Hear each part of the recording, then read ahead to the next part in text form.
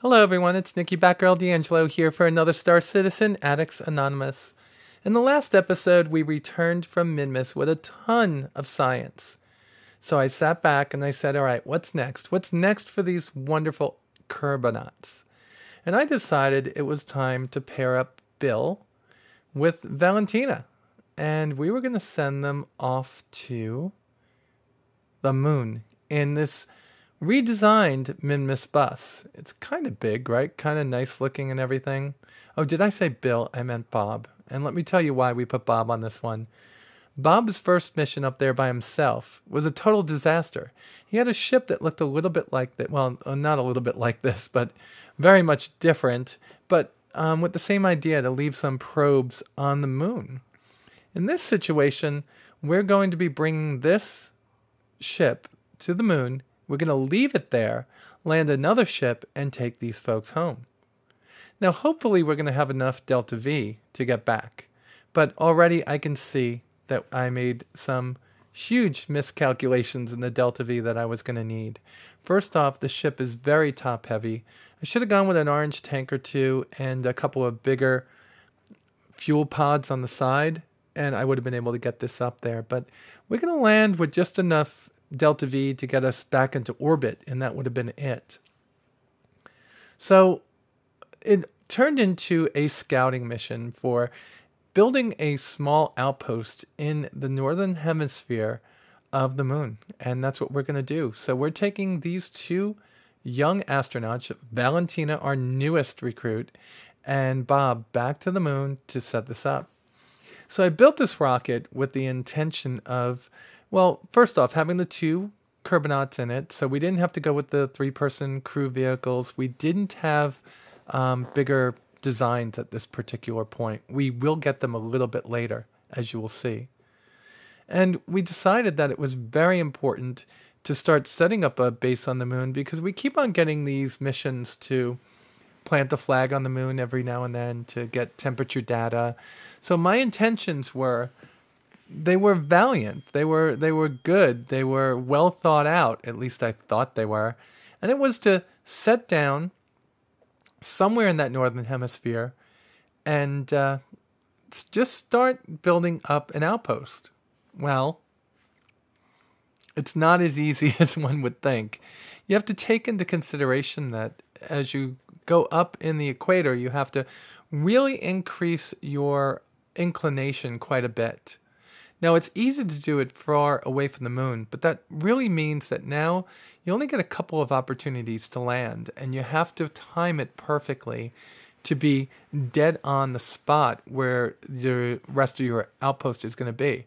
Now, in the world of computers, that's not so hard, but in Kerbal Space Program, without the descent and landing module for MechJeb, it gets pretty difficult, and you'll see that in the next few missions.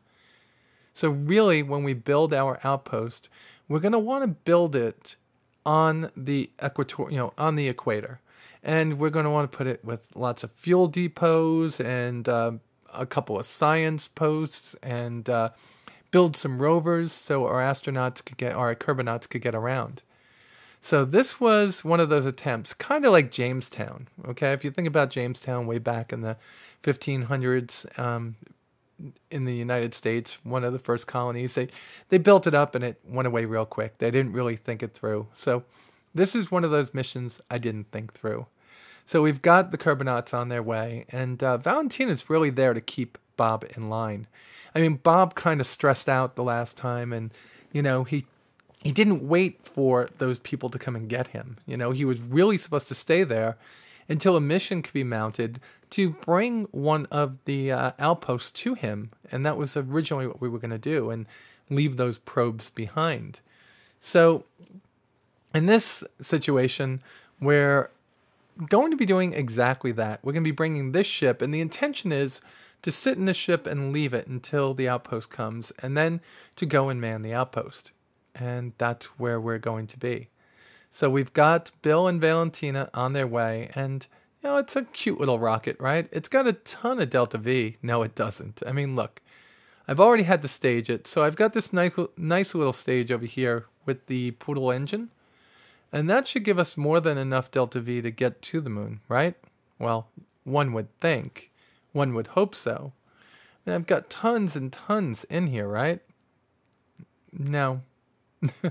What an underestimation. And this is really going to affect my designs for the next few episodes. And I'm sure you're going to get fed up with me wasting so much money and wasting so much fuel trying to get my Kerbonauts around their solar system.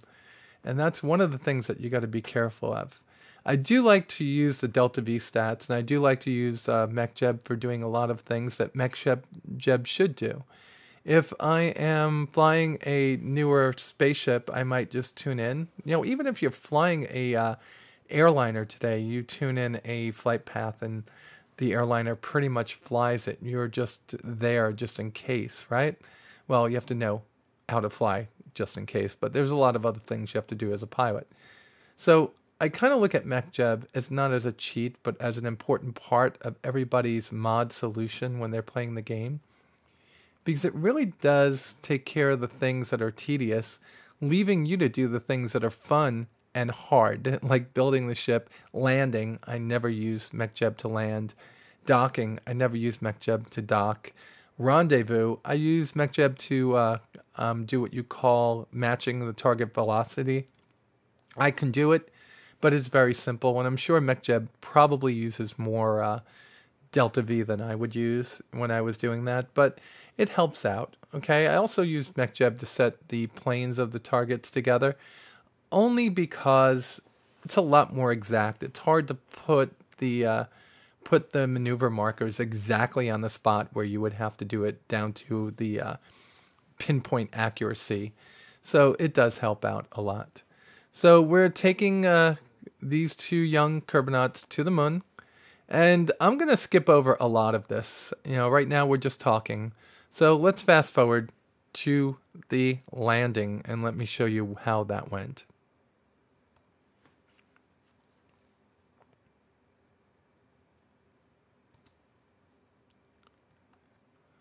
So here we are at the landing, and it's not going to be, well, there is going to be a little bit of something that happens. So let's just think of Apollo 11. Neil Armstrong was trying to land, and all of a sudden, right there in front of him was some boulders, and he had to take control of it and go and move the ship to a more flattened area without these boulders on it. So that's essentially kind of sort of what's going to happen here. I'm going to be landing and all of a sudden decide I see something that's not there and go off into a different direction.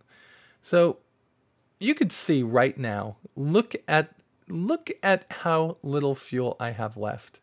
And look at that. What was I thinking?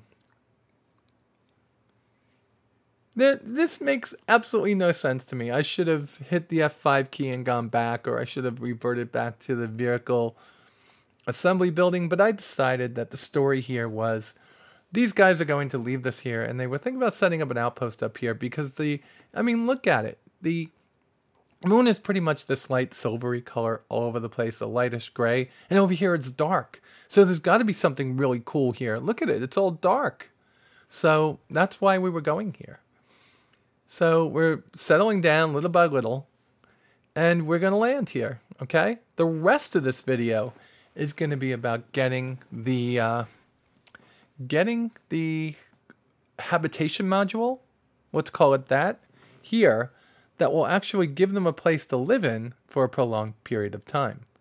And then there'll be another mission after that to actually rescue the mission because they decided, no, we don't want to be here. There's nothing here but dark sand. So that's essentially where we're going with these at this point. So we're going to land this, and you can see we have this crisscrossed little solar panels going on here. That was also a bad design. I don't know why I decided to extend them, but I did. And I have two that are up top. I think I just hit them to see how they would work and didn't realize I had the ones that extend but don't retract. You got to watch out for that. The ones that are in the boxes will extend and retract. The ones that aren't won't. Well, and this is what happens. It wasn't that I saw something different. Honestly, it was because I bounced. So I had to take the ship up. I had to get some altitude, spin it around real fast, kill the vertical velocity, the horizontal velocity as quickly as I could, which in this design is actually pretty simple.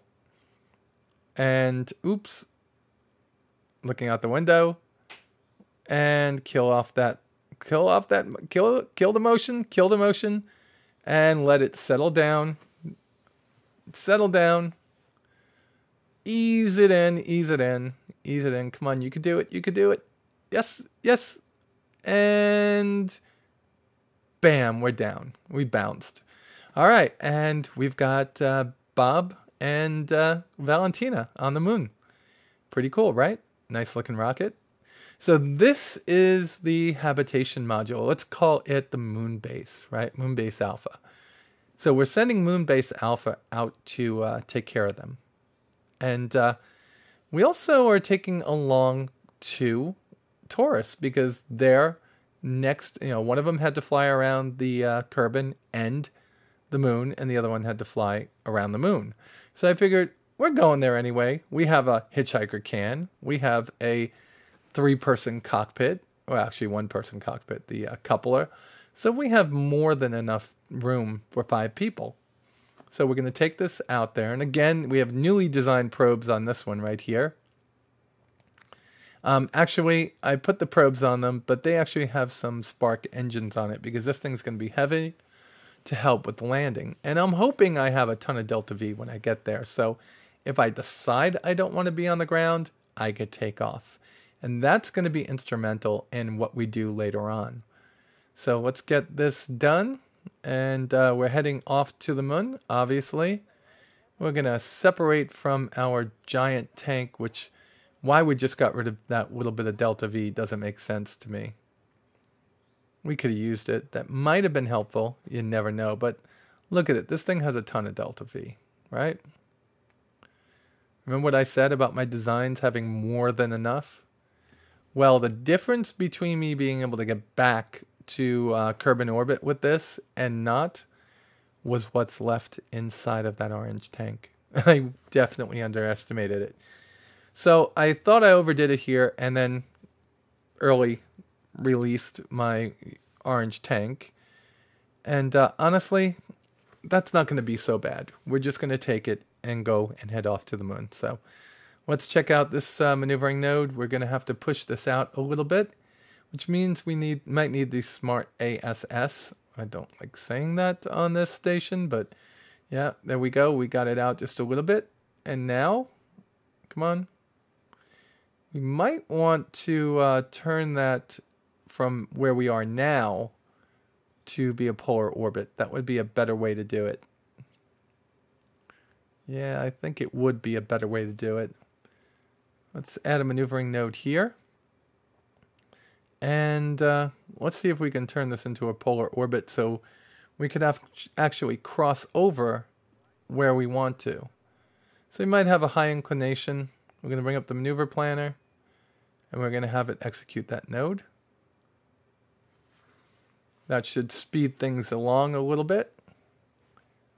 And then the fun starts, which will be landing. So let's get this thing into orbit and set her down. A few hours later, we're orbiting the moon in our now orbital space station. That's something I didn't really explain. When we went into orbit around Kerbin, we completed a mission to put a orbital station above Kerbin that held 5 people, could generate power, and had a docking node. When we moved that from Kerbin here to the moon, we then were able to finish a mission that said, have a orbital station that's orbiting the moon that could contain 5 people, have a docking node, and generate its own power. So we actually got the same spacecraft to complete 2 missions over 2 different bodies, and that was pretty cool. So that's maximizing the efficiency of the mission structure, right? So now that we're orbiting here, we were able to complete those 2 missions, and that's something I skipped over showing you. Now it's just a waiting game. We're waiting for the orbit of, for our orbit and for the moon's rotation to match up. So our target area is almost underneath our orbital pathway.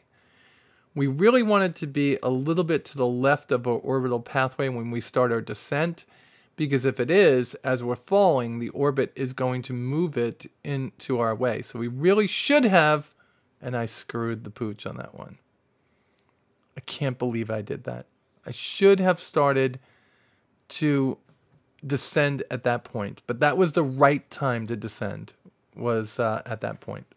So we're going to spin around here for a few more times. And when we come back up here, we're going to try right at the, I guess we're going to try right at the, yeah, right there. We add a maneuvering node, and we're just going to push out a little bit to the right. This time go just, nope, that's, God, what was I thinking? Again, I did it. You gotta, when you're doing something like this, and the planet is rotating, so your target is moving off to the, it's moving off to what seems like the east, right? So when it's moving off in that direction, you really want to move it to the other side of that line, okay? That way, as it continues to move, see how it's moving? And I'm going to have to go back in. I want you to watch how I mess up. See, I should have fixed this node, and I didn't. Click on it and pull it to the right this time. There I go. Now, if I only listened to... What the hell did I do?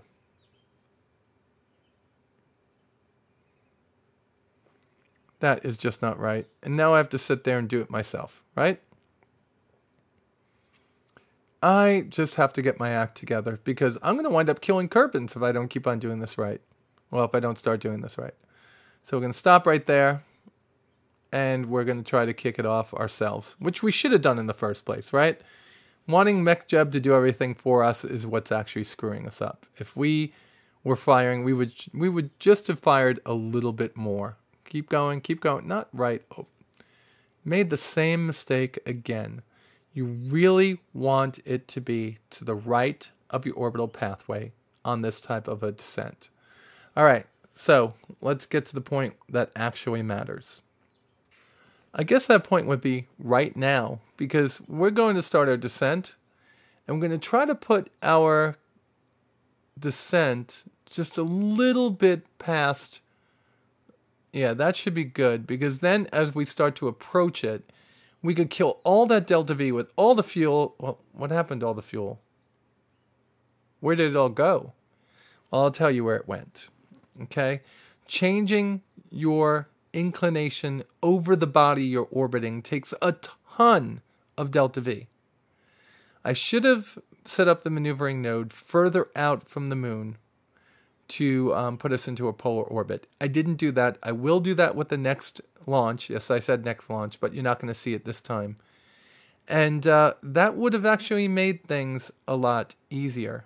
But nope. I decided that I was just going to do it this way, which, you know, you live and you learn, right? So at this point, we're just going to descend. And we're going to try to get ourselves on target. I got the guy from Star Wars in my head right now. Stay on target. Stay on target. No, I'm not foreshadowing a fiery crash. At least not one that you'll see anyway. So now deep in our descent, we have to move ourselves closer to the initial landing. And I get better at this as I go on. But I'm trying to point at it because, you know, we're 12 miles out, but we're still about 12 miles up. But I really need to get it over it.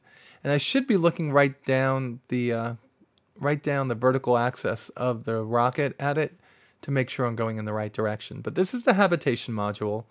It's the dark side of the moon right now, so I do expect to run out of electrical power at some point in the near future. So we are going to try to set this down our very best. This is a much heavier spacecraft than we've landed before. The Hitchhiker can obviously is going to be heavier than what we've had on previous ships. So, well, maybe the one that we put on Minmus was a little bit heavier, but with the gravity being so light on Minmus, I wouldn't think that that was as difficult of a landing as this one. So I have the 2 extra engines as just in cases. We still have a ton of Delta V. We're still going way too fast. And we're getting closer and closer. We're now at 7,000. I'm trying to keep it at a very manageable velocity, right? Manageable descent rate. All right, we're continuing our drop because that's exactly what we're doing. We're dropping. No air resistance on the moon. No way to reduce your speed except by the sheer power of the engines that you take with you. So there's also no way to move your ship around unless it's by engines. So I mean, this is a more difficult landing than something on Minmus, because Minmus, with it's such a low gravity, it's more like you're tapping into things. I mean, you could still blow up, but you'd really have to be very, very bad to do that if you've been playing as long as I have. So if we can keep it below 1 kilometer, we can get these guys back and forth real quick. And little by little, this is one of those painstaking processes. And usually I will fast forward on something like this. I mean, we're hitting the 20-minute mark. We're probably going to be at 24 or 25 by the time this video is done. And setting it down. Just gonna squeak it out, right? Nope. We still got like 2 or 3 minutes of this to go through. So one thing that you want to do is you want to make sure that in situations like this, you let the ship come closer to your target before you land. Well, how do you do that? Well, with very complex calculations. It's a trigonometry program. It's a trigonometry problem that you need to figure out, because you have a descent rate that's going to be absolute, right?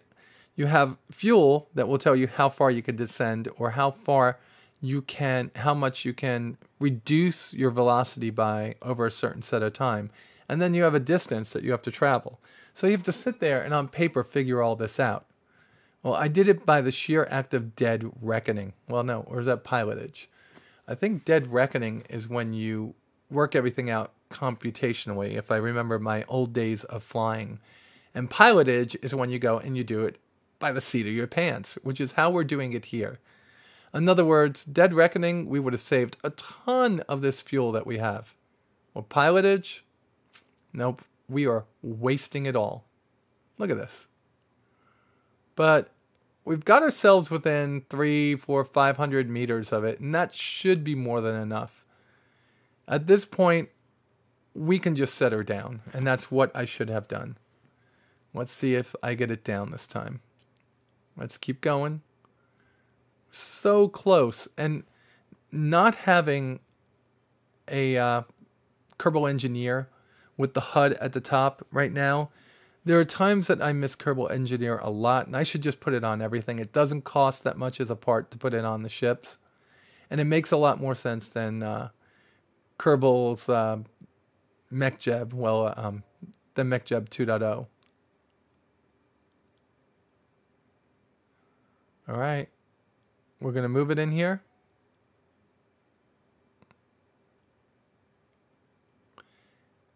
Ever so slightly. And I think this should be us setting it down in just the next few seconds. It is really dark.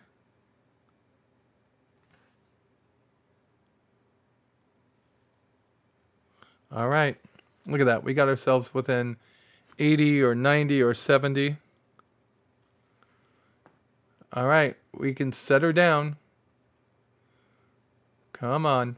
Ease it in there. Ease it in there. Jebediah is such a show-off. I guess, you know, his relationship with Valentina is getting a little bit of, you know, who can do the best landings, who could fly the highest, who could fly the fastest. And we are down. Holy cow, we made it. Pretty awesome, right? So next episode, we'll move them over and we'll send over the next piece, which will be the, we're going to call it Moonbase Alpha Fuel Depot. And that you'll see in the next episode. And you'll also see something very interesting that I didn't work out in my head. With that said, you all be safe out there, and I'll talk to you soon.